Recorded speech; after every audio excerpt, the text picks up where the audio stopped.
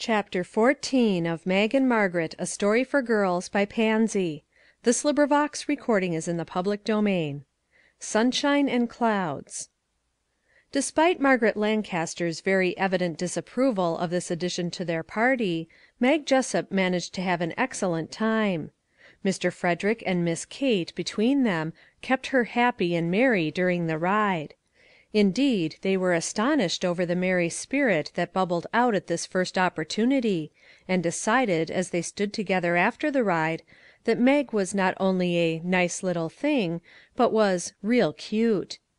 At the Grove her good times continued.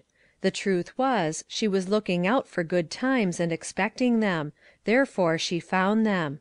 It is true that Margaret took not so much notice of her as she would have done of a little brown dog, but Mag was not used to being noticed, and did not think anything about her.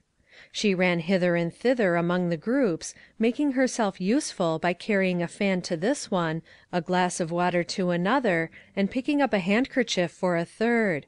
Before the morning was half over, it had become natural to say, "Here, little one, run to the wagon for a cushion, will you?" or, "I say, Mag, suppose you bring up that basket of fruit, that's a good girl."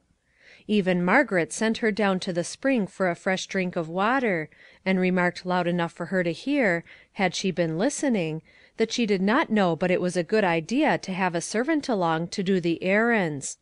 But Mag's attention was at that moment attracted by the singing of a wonderful bird in the tree overhead, and she did not hear her.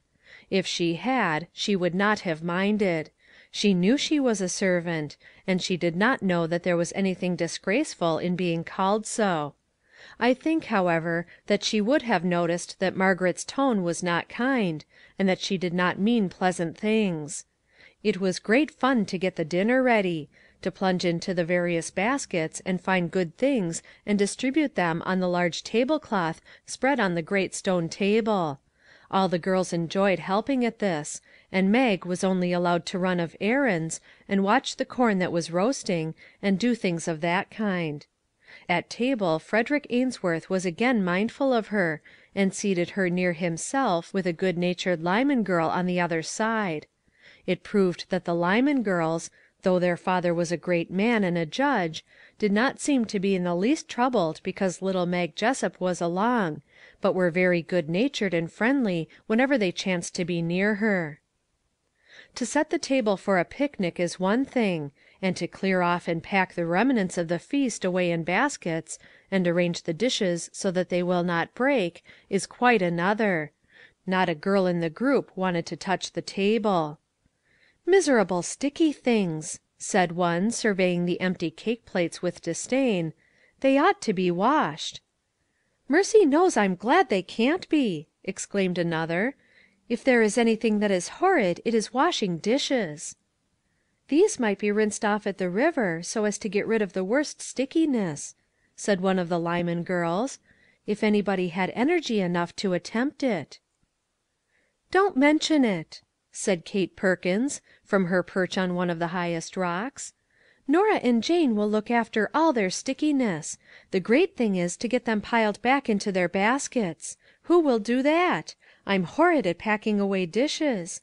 They always get broken, and the tablecloths always come and poke themselves in where they will get the most stains on them.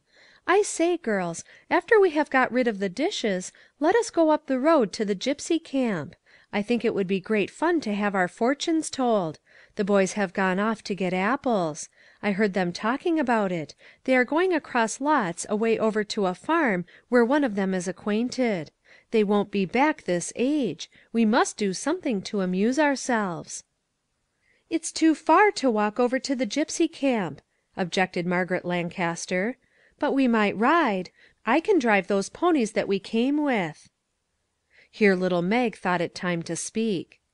"Mr. Frederick said we mustn't any of us touch the ponies," she began earnestly.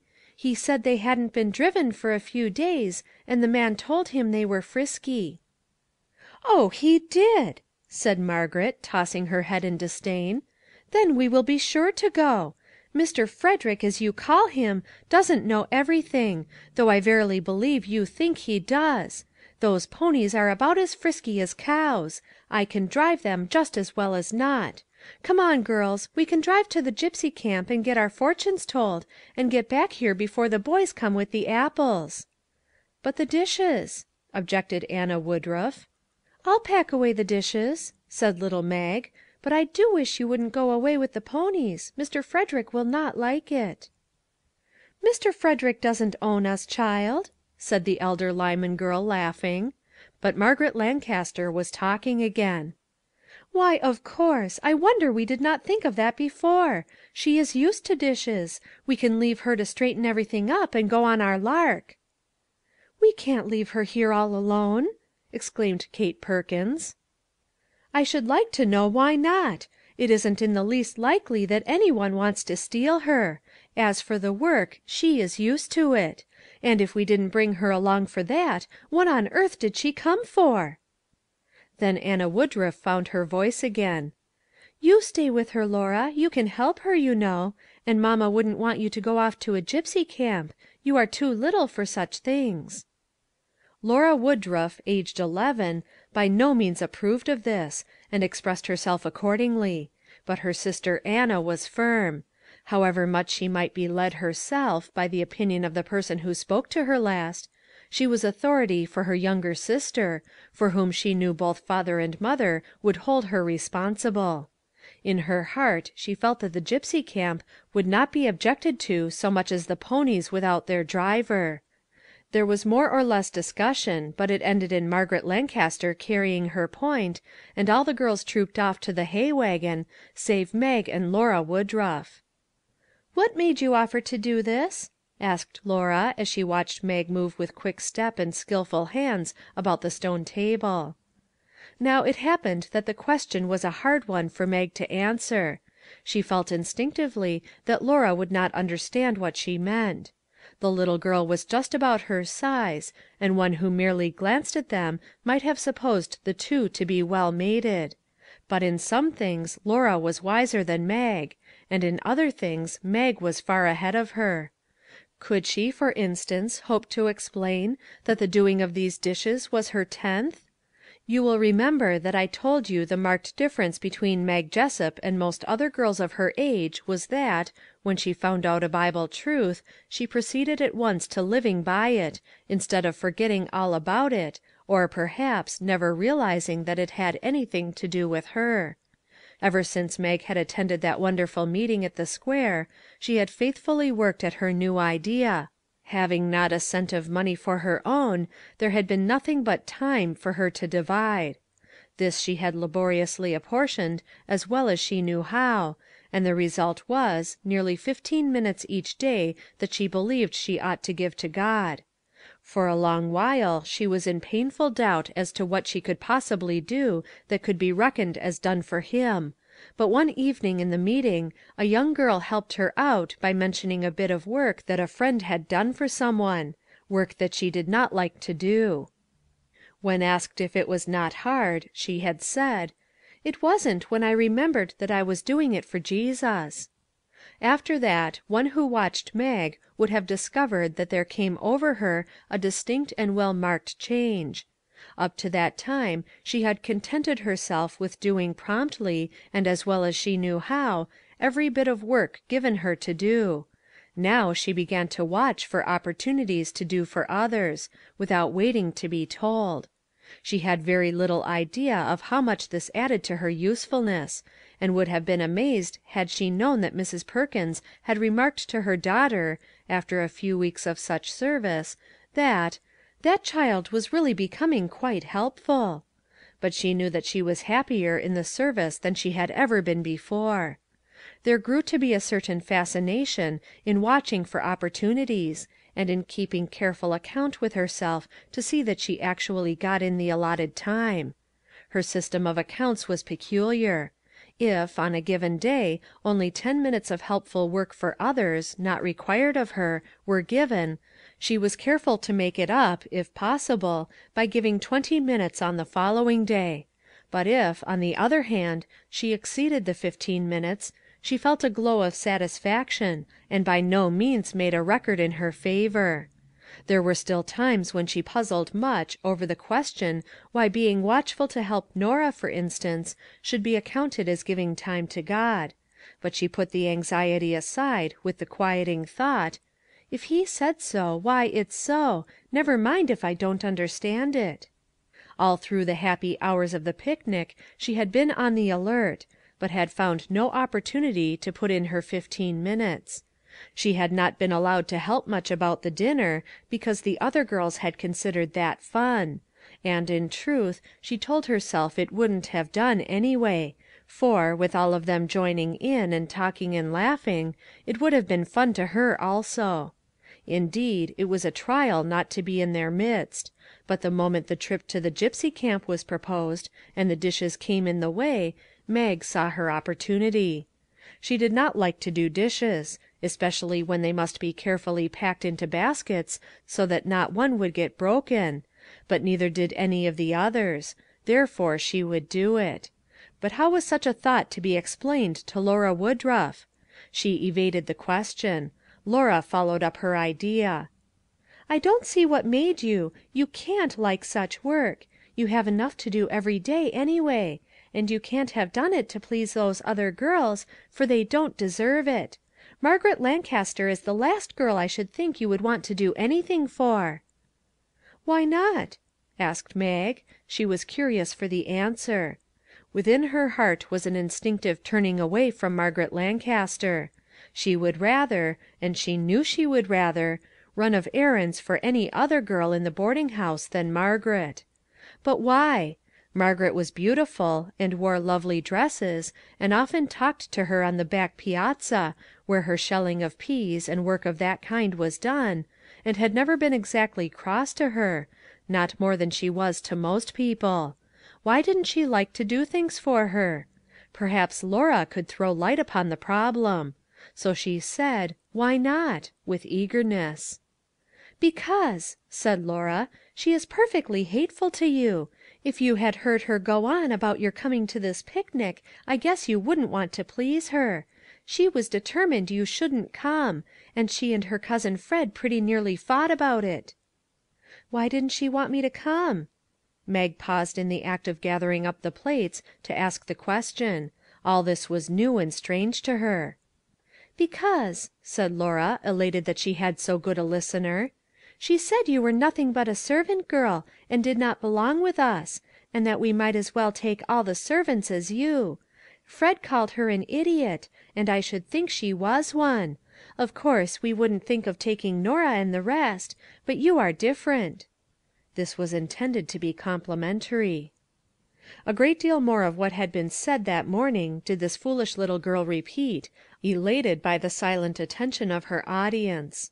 In fact, as she became interested in her story, she made it sound as terrible as she could; not actually inventing statements, but giving such color to them that Margaret Lancaster herself would not have recognized them. The truth is, Lora had a dangerous talent for remembering the details of conversation, and of adding touches here and there when she could not remember the exact words. She did not like Margaret, and naturally, all the disagreeable words and looks were reported to have come from her. Perhaps it is not strange that poor little Mag's heart was filled with feelings that were new to her. She had never heard herself actually spoken against before. Norah was cross and said disagreeable things, but then Norah was cross to everybody on occasion, and even said sharp things about Mrs. Perkins herself. Mag had been accused of stealing, but then in her honest heart she had admitted the proof against her to be really very strong, and had readily forgiven them for the suspicion. This was something very different. Margaret Lancaster, without any reason for it, had spoken against her; had said that she was not fit to come to the picnic with them; had tried her best to keep her at home. She should never like Margaret Lancaster again; never think her pretty; never answer her questions any more than she could help. Margaret should see that she knew when she was treated meanly. It was cruel and ugly and hateful in her to try to make Mr. Frederick turn against her. In truth, poor Mag for the first time in her life was fiercely angry. All her beautiful day had been spoiled. She did not in the least understand her own heart, nor know why it was that she cared so very much for what had been said about her; nor, poor child, did she know that such feelings as she at once began to cherish were wrong, and must be struggled against. A queer little make up of wisdom and ignorance was Mag Jessup. It must always be remembered that no patient mother had watched, and carefully trained, and explained and encouraged, and cautioned her. What little she knew, she might almost have been said to have blundered into. She said very little to Lora; there was still strong within her the feeling that Lora would not understand a great deal that she might say; but now she forgot all about the tenth that she was giving. She did the work well, it is true, from force of habit; each dish was packed with as much care as though it had been Mrs. Perkins's best china; but, while Lora's tongue ran on freely, and did not hesitate to say, among many other things, how horrid it was in those girls to go off and leave her behind, and how much she hoped that they would have a real mean, hateful time, poor Mag's feelings seethed and boiled within her in a way that was utterly new to her experience. She wished that she need never see Margaret Lancaster again. She almost resolved that she would at least never speak to her again; only if she was spoken to, she would have to make some reply; Mrs. Perkins would see to that. Just as the last dish was tucked away inside the great baskets, and the table cloths were shaken and folded, the apple seekers returned, headed by Frederick Ainsworth. "We've got some prime apples for you," he shouted. Then as he drew nearer, "You two here all alone? Where are the others?" Lora was happy to explain. Before her voluble story was concluded, Fred turned to the boys, his face pale with apprehension. "They would have to cross the track by the curve, and the afternoon express will be due there in 10 minutes, and those ponies are afraid of the cars. We mustn't lose a minute." With the last word he had turned and dashed down a side path that led to the road, every boy following at full speed. Lora dashed eagerly after them to discover anything that might have happened. As for Mag Jessup, she knew the lunch baskets and wraps and sun umbrellas and books of all the party must be taken care of; so she folded away the tablecloths, and sat down on a rock to watch and wait. CHAPTER 15